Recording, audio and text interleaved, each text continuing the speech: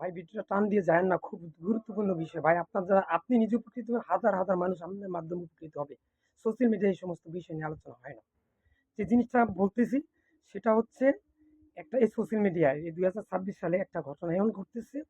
একটা ছোট মেয়ে, সৎ মা, বাবা বিদেশ থাকে, সৎ মা তাকে এমনভাবে অত্যাচার নির্যাতন করতেছে। সে কি করছে, কবরের কাছে গিয়ে তার মায়ের কাছে গিয়ে কান্নাকাটি করতেছে, মা তুমি আমাকে নিয়ে যাও, আমাকে কেন রাখছো, এ আল্লাহ তুমি আমাকে মৃত্যু দাও। আমার খুব আফসোস লাগছে যে ভাইরা দ্বিতীয় বিয়ে করছেন, আপনার বউকে 100% বিশ্বাস করবেন না, ইনশাআল্লাহ 1000-এর ভিতরে একটা ভালো থাকতে পারে।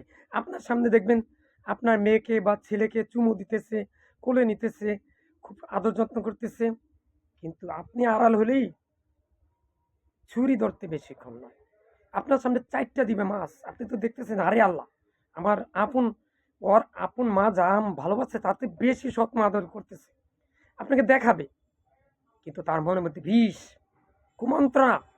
তাই দ্বিতীয় বিয়ে যারা করছেন, প্রথম নম্বরে আমি বলি যে ডিভোর্সি সিস্টেমে যায় না।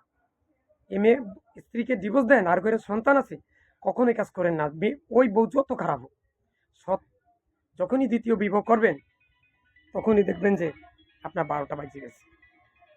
তাই বলবো, দ্বিতীয় বিয়ের কোনো যদি করে ফেলান, আপনি বাড়িতে থাকেন, যেই ছেলে বা মেয়ে আছে তাকে সাথে সাথে রাখুন, অথবা ওয়াইফকে পূর্ণাঙ্গ করবেন, প্রেসার দেন যে আমার মেয়ে গায়ে হাত যদি তুমি তোলো বা কোনো প্রমাণ পাই, তাহলে তোমার কিন্তু এই বিষয়ে অনেক কিছু হবে, বুঝছেন। এবং আপনি বাহানা করে, কোথায় যাওয়ার বাহানা করে আপনি নজর রাখবেন, অথবা পাশের কাউকে বলবেন যে নজর রাখা যায়, অথবা সিসি ক্যামেরা লাগিয়ে রাখবেন। আর বিদেশ বা ঢাকাতে ওই জায়গায় এই জায়গায় চাকরি বাকরি, বাসায় থাকবেন, বাসায় 24 ঘন্টা মেয়ে বা ছেলে তত্ত্বাবধান করবেন, যে মেয়েটা আপনার আগের ঘরে, অর্থাৎ স্ত্রী মারা গেছে অথবা আপনি ছেড়ে দিয়েছেন বা ডিভোর্স হয়েছে, এই সন্তান আপনার কাছে আছে, আপনি এই আপনার দ্বিতীয় স্ত্রী থেকে বিশ্বাস করবেন না। 1 লক্ষের মধ্যে একটা ভালো আছে মনে হয়েছে, আমার কথাটি গুরুত্ব দেন। হতে পারে একদিন আপনার মেয়ে বা ছেলে দুনিয়া থেকে বিদায় হয়ে যাবে, সে এমনভাবে মারবে ধরতেও পারবেন না, কৌশলে বিষ খাওয়াবে বা বিভিন্ন সেক্টরে এরকম করে হয়ে যেতে পারে। সবাই যেরকম তা না, কিন্তু আমি বলছি এই লক্ষের মধ্যে একটা ভালো আছে। তাই আগে বাকি সতর্ক হন, মেয়েকে কাছে রাখুন, ছেলেকে কাছে রাখুন, সাথে সাথে রাখুন, স্ত্রীকে বিশ্বাস করবেন না। যার বাস্তব প্রমাণ দেখেন, হাজার হাজার সোশ্যাল মিডিয়ায় ঘটনা আসছে।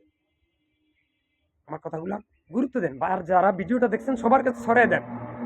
আপনার স্ত্রীকে বিশ্বাস করবেন না যে দ্বিতীয় বিয়ে করছেন যারা, আমি বলছি হাজার হাজার ঘটনা আছে আমার সামনে, একটাও ভালো না, 1 লক্ষের মধ্যে মনে হয় যে একটা ভালো আছে।